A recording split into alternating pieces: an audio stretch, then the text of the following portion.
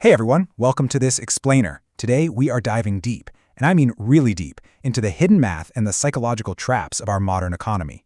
We're going to decode exactly why making more money somehow always feels like having less, and more importantly, how you can actually break out of that cycle for good.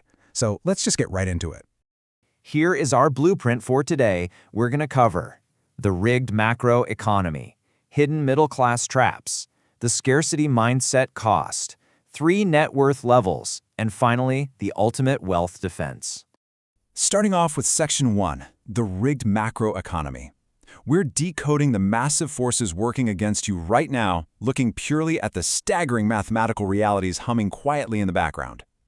Okay, consider this one single, honestly staggering number, $970 billion. That is the projected interest payment on the U.S. national debt for just one fiscal year.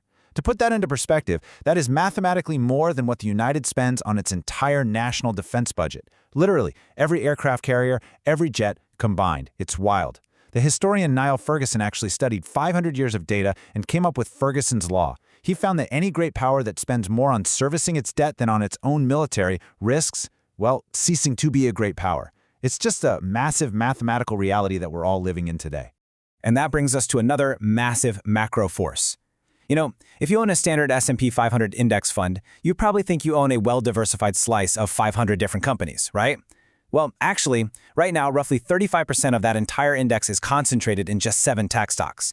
It's heavily driven by all the AI hype we're seeing. So what looks like a safe passive fund is kind of acting like a highly concentrated bet. It's so concentrated, in fact, that legendary investors, like Warren Buffett, are playing total defense right now. They're hoarding hundreds of billions of dollars in cash rather than buying into this historically expensive market. All right, moving on to Section 2, hidden middle-class traps, or why making more feels like having less. We're going to explore why the modern system essentially prices in your success before you even see the money. Let's do a quick comparison. Think about Tom back in 1973. He's supporting a whole family on a single income. Now compare him to a modern couple, let's call them Justin and Kimberly, who have dual incomes. You'd think Justin and Kimberly are way wealthier, right? But this perfectly exposes what's called the two-income trap.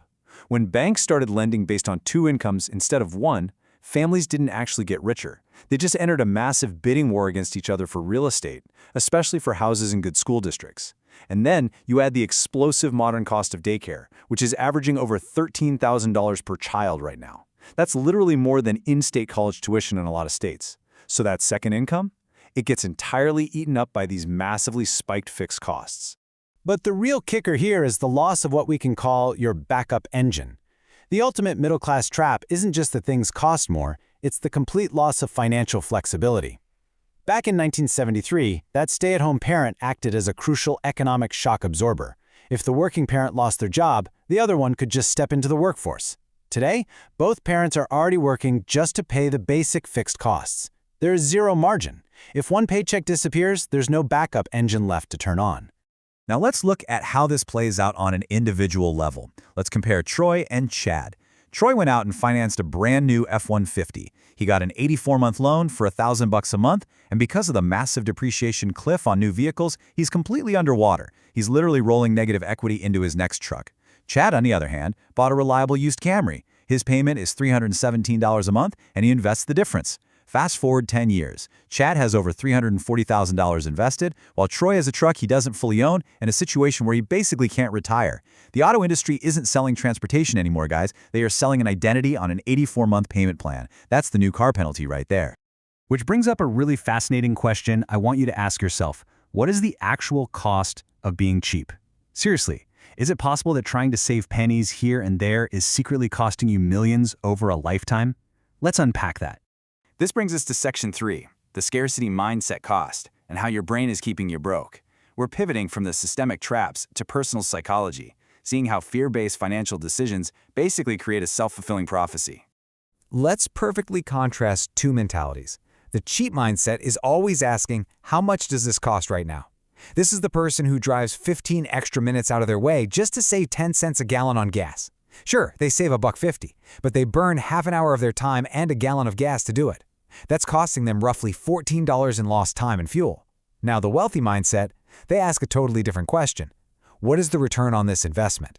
They calculate the true ROI of their time, their capabilities, and their energy.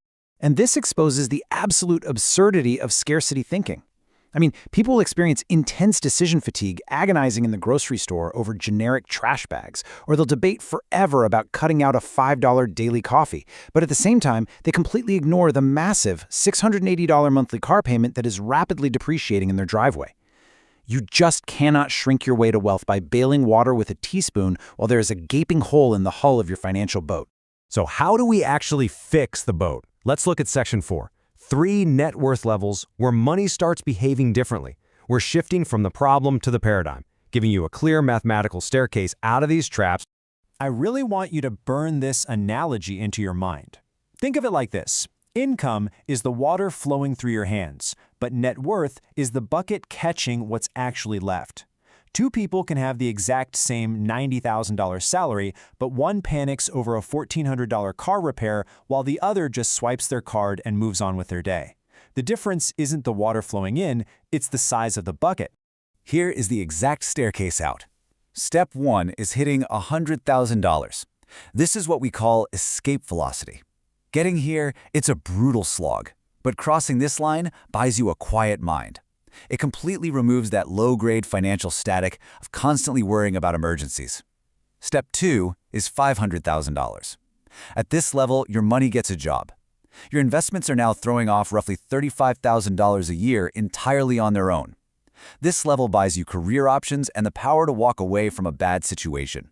And step 3 is $2.5 million. Using the 4% rule, a portfolio this size throws off $100,000 a year, forever. You're not buying luxury here. You are buying back your finite hours from anyone who used to own them. But hitting those upper levels requires a massive strategic shift. That brings us to Section 5, the ultimate wealth defense, our 250K playbook. Because the habits that got you to your first $250,000 will quietly sabotage you if you don't pivot to playing defense. Let's look at 2 guys, Noah and Lee. They both just crossed the $250,000 net worth mark. Now, Lee kept playing offense. He got sued after a car accident, he bled money to taxes because he tried to do it all himself on TurboTax, and he had to sell stock at the worst possible time to fix his roof. Noah, on the other hand, started playing defense. He bought the right insurance, hired a CPA, and actively protected his assets.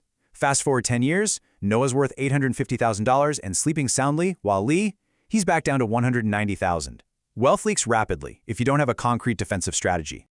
So let's run through Noah's exact defensive checklist. Number 1, a $1 million umbrella insurance policy. Costs about $1 a day and protects you from devastating lawsuits. Number 2, a fee-only fiduciary to optimize your portfolio without those nasty hidden commissions.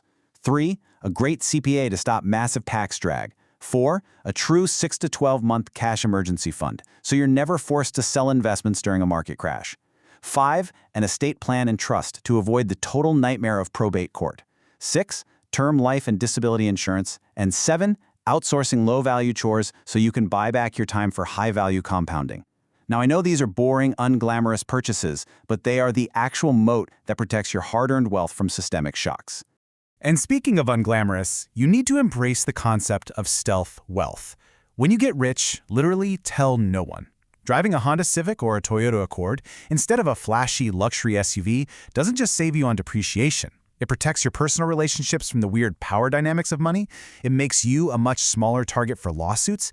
And maybe most importantly, it prevents you from getting locked into the appearance prison, where you're working tirelessly just to maintain an expensive image for other people. Which brings us to our final, highly provocative question for you today. Think about the massive macro debts, the 2 income bidding wars, and the complete lack of an economic backup engine. If one of your paychecks disappeared tomorrow, would you be able to adapt, or would the trap snap shut? True financial independence is all about restructuring your fixed costs so you can actually run your life on a single income. That allows you to invest the rest, build real margin, and ultimately buy back your time. The system is rigged, yes, but you can beat it. Start playing defense today.